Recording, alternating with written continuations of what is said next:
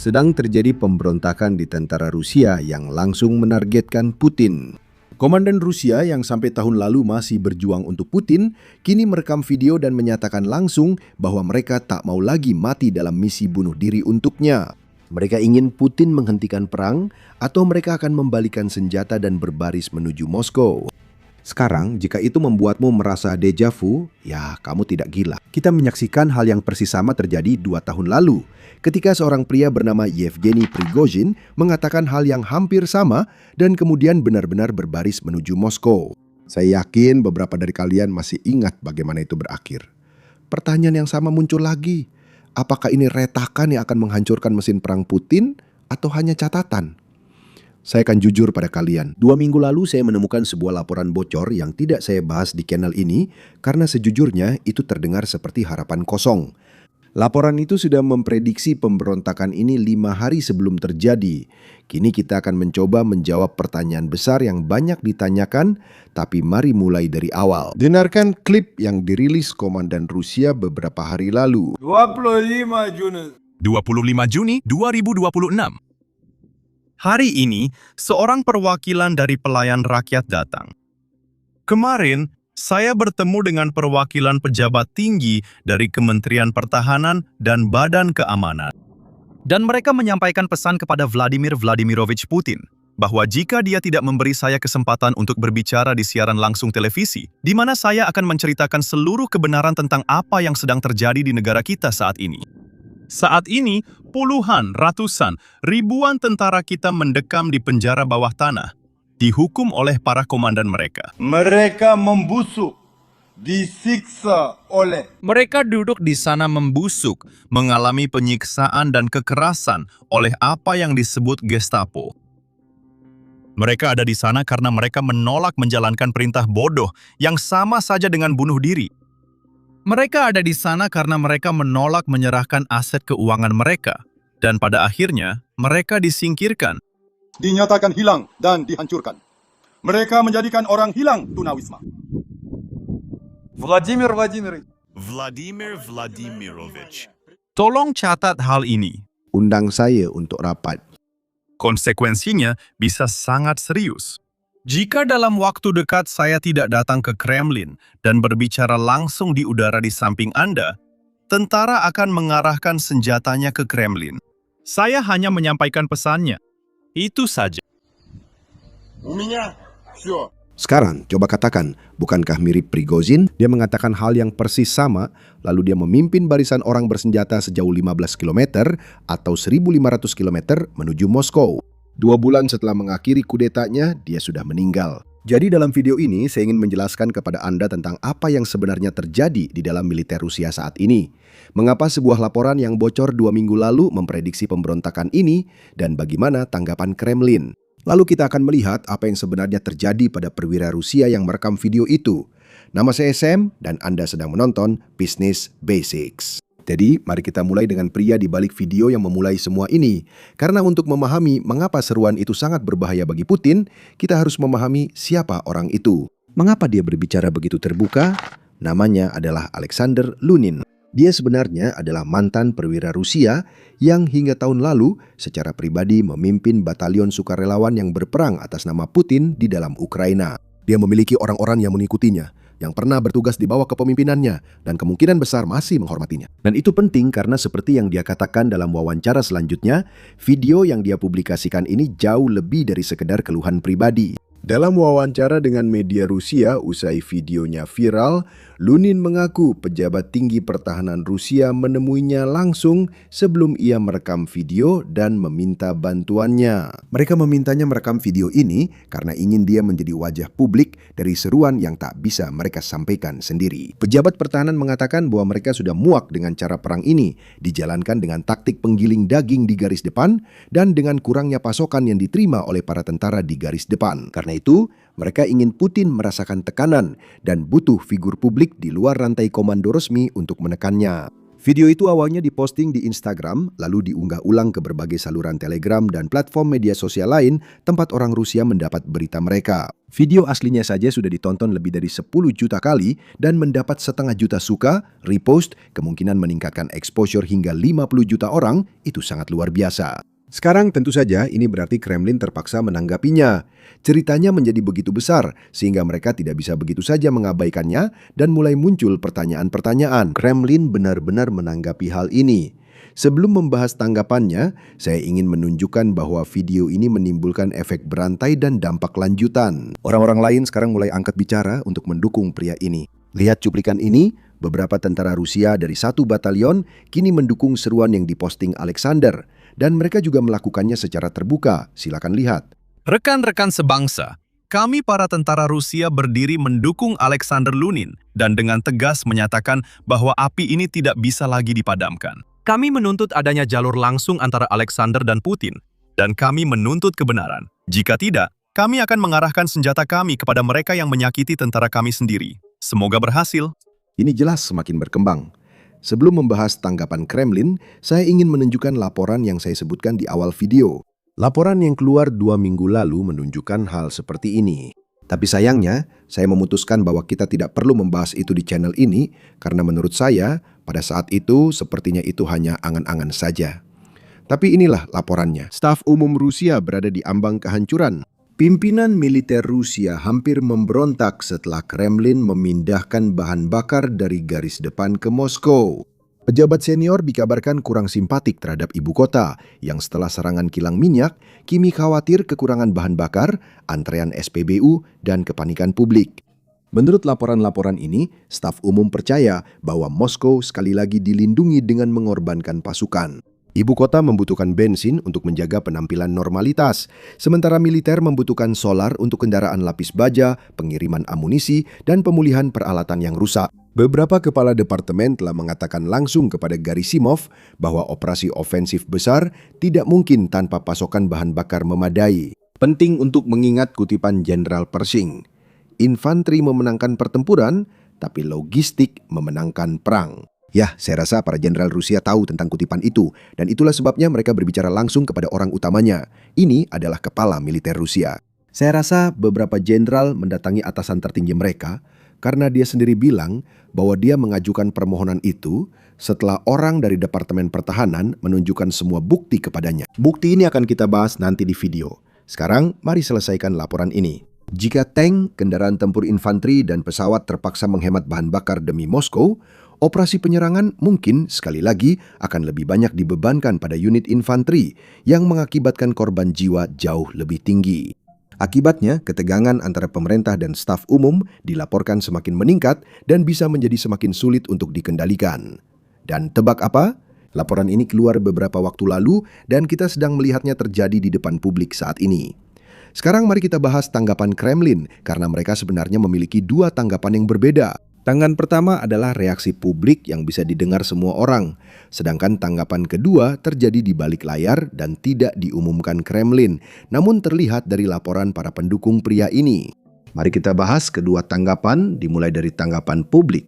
Dengarkan tanggapan publik dari juru bicara Kremlin Dmitry Peskov ketika dia ditanya tentang klip ini dan inilah bagaimana dia menanggapinya. Kami diberitahu ada permohonan seperti itu, tapi belum sempat membacanya, jadi saya belum bisa berkomentar. Dari ucapan Anda, tampaknya ada beberapa perumusan yang agak aneh.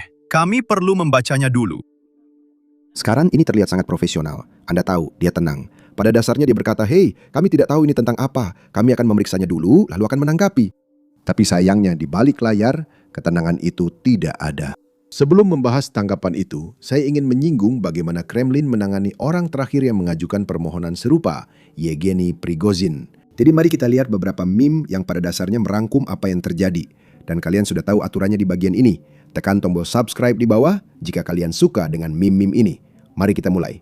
Meme pertama sebenarnya adalah artikel palsu dari Vicky Hao berjudul 15 tips menegosiasikan gaji yang bagus.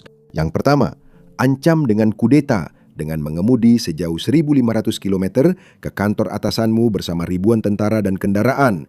Jangan lupa tank dan segala perlengkapan lainnya. Sayangnya, itu tidak berjalan baik untuk Prigozhin, tapi ide itu cocok jika kalian ingin tantangan. Lanjut ke meme kedua. Di sini, 2 bulan setelah kudeta itu, Prigozhin sedang terbang dengan helikopter pribadinya di atas Rusia ketika dia melihat sesuatu mendekati jetnya. Itu juga tak berjalan baik bagi Prigozhin. Meme terakhir ini favorit saya. Putin menonton rekaman siapa yang membunuh Prigozhin dan ternyata pelakunya adalah dirinya sendiri. Tulis di komentar favorit kalian, lalu kita fokus ke hal yang lebih serius. Sekarang, mari lihat bagaimana Kremlin menanggapi kekacauan ini di balik layar. Muncul laporan bahwa Lunin telah ditahan selama 11 hari dan rumahnya digeledah oleh otoritas Rusia. Kemudian, Lunin sendiri juga mengeluarkan video kedua, di mana dia pada dasarnya mengatakan bahwa dia tidak memberontak terhadap negaranya. Dia menegaskan tentara perlu diperlakukan lebih baik dan hanya menyampaikan masalah itu ke Panglima tertinggi Vladimir Putin, tanpa bermaksud memicu pemberontakan. Anda pasti bisa membayangkan apa yang terjadi di balik layar hingga dia merilis video ini beberapa hari setelah video aslinya. Saya menduga dia mendapat peringatan keras dari Kremlin bahwa hey, gravitasi itu hal yang sangat berbahaya di Rusia, terutama jika Anda berbicara menentang Putin. Jadi dia jelas mengubah pendiriannya. Sayangnya, ini bukan masalah satu-satunya bagi Putin.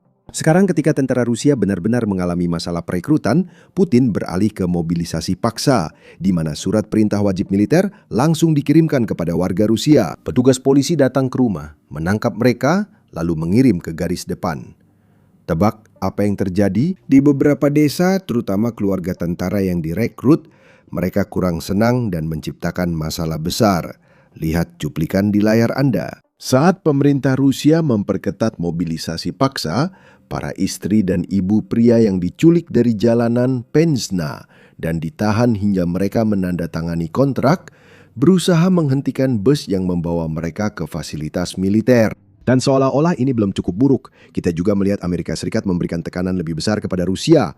Sekarang, seperti yang sudah diketahui sebagian dari kalian, karena perang Iran dan harga minyak yang melonjak gila-gilaan, ada beberapa pengecualian sanksi yang ditandatangani pada dasarnya agar negara-negara atau dunia bisa membeli minyak Rusia sehingga mereka bisa terus mendapatkan pasokan yang mereka butuhkan. Ini kabar sangat baik bagi Putin karena harga tinggi dan Rusia termasuk sedikit negara dengan kelebihan pasokan untuk dijual ke negara manapun yang ingin membeli. Putin sangat diuntungkan, mungkin puluhan miliar dolar. Inilah alasan mengapa bahasa Rusia sekarang mulai berubah. Baru-baru ini mantan Menteri Sergei Lavrov mengatakan bahwa, hey, Rusia terbuka untuk negosiasi, tapi Amerika Serikat yang tidak menepati bagiannya dalam kesepakatan. Lavrov menyebut AS menyetujui sesuatu di Alaska saat Putin dan Trump bertemu, namun AS tidak memenuhi perjanjian itu. Silakan dengarkan. Kami siap untuk memperbaruinya kapan saja. Kami siap untuk melanjutkannya kapan saja dari titik persis di mana mereka berhenti. Ternyata, tahun lalu, seseorang kembali memberitahu orang Ukraina tidak perlu ada langkah apapun untuk memperpanjang dialog. Mari kita bertarung saja. Sekarang mereka bertarung. Tapi saya akan katakan sekali lagi, bahwa setiap kali Presiden berbicara tentang isu Ukraina, beliau selalu menekankan bahwa kami dengan tegas lebih memilih penyelesaian secara politik dan diplomatik. Penyelesaian ini pernah ada. Sebagian besar parameter penyelesaian ini telah didiskusikan dan disepakati di Alaska hampir setahun lalu. Hampir setahun yang lalu, ketika para negosiator Amerika mengajukan program dan rencana aksi mereka, kami setuju dengan rencana itu. Pelaksanaannya seharusnya mengarah pada dimulainya negosiasi mengenai rincian dari sebuah penyelesaian politik yang sudah ada. Namun, seperti yang Anda lihat, saya bahkan tidak ingin menduga bahwa Alaska, seperti tindakan-tindakan Eropa, dirancang untuk mengulur waktu agar bisa mempersenjatai diri kembali rezim Kiev. Saya bahkan tidak ingin memikirkan hal itu. Tapi pada akhirnya, semuanya terjadi seperti apa adanya. Tahukah kamu, Rusia sudah menyampaikan hal ini sejak pertemuan di Alaska. Pada dasarnya, ini menyeratkan bahwa Amerika seolah-olah setuju untuk menyerah soal Ukraina agar Ukraina bisa menyerah kepada Rusia dan Rusia bisa mengambil alih Donbas tanpa benar-benar berperang untuk itu. Itu yang sering disiratkan Rusia, yaitu ASEK pernah bilang Rusia berhak atas Donbas, tapi ternyata janji itu tidak ditepati. Padahal kenyataannya tidak ada kesepakatan seperti itu. Yang sebenarnya terjadi adalah pihak Rusia berkata, hey, kami akan menghentikan perang ini jika kalian meyakinkan Ukraina untuk menyerahkan Donbas. Dan Aisaskan mengatakan itu tidak akan terjadi. Dan itu bukan hanya pendapat saya saja. Menteri Luar Negeri Marco Rubio mengonfirmasi hal itu kemarin saat berada di ruangan tersebut. Saya tidak ada di sana, bahkan tidak dekat Alaska. Tapi Rubio membenarkan apa yang saya katakan. Silakan dengarkan. Rusia menuduh AS gagal memenuhi apa yang disebut sebagai kesepakatan atau pemahaman yang kita miliki di Alaska. Tidak ada kesepakatan di Alaska. Ada usulan di Alaska, tapi tidak ada rudal di sana. Jika ada kesepakatan, perang pasti sudah berakhir. Sekarang di segmen terakhir, kami kembali menampilkan cuplikan video eksklusif untuk anggota. Di sini ada mantan Navy SEAL, Chuck Farr, yang menganalisis rekaman dari garis depan Ukraina. Silakan dengarkan, ini sangat informatif. Semoga kalian juga menikmati dan menyimaknya. Orang-orang Rusia mengira mereka telah menemukan tank Ukraina yang rusak, tapi kemudian mereka menyadari itu adalah tank Rusia. Ya, itulah yang akan terjadi. Ukraina memiliki tank-tank barat yang jauh lebih mampu bertahan di medan tempur. Sebuah M1 Abrams hampir mustahil untuk dihancurkan. Kamu bisa melumpuhkannya, tapi salah satu tempat paling aman di medan perang adalah di dalam tank M1. Jadi Rusia merasa senang dengan hal ini, tapi kamu tahu, ini sebenarnya adalah bangkai milik mereka sendiri. Dan sekali lagi, yang akan dilakukan oleh Ukraina adalah mereka akan melumpuhkan kendaraan ini, tapi mereka akan selalu kembali dan memastikan bahwa kendaraan ini tidak akan pernah bisa diambil kembali atau diperbaiki. Mereka akan terus menghantam hingga kendaraan jadi seperti ini. Saya rasa ini adalah pertanyaan penasaran pertama. Misalnya, kendaraan itu sudah dilumpuhkan ya, sebuah tank. Bagaimana mereka mengeluarkannya dari garis depan?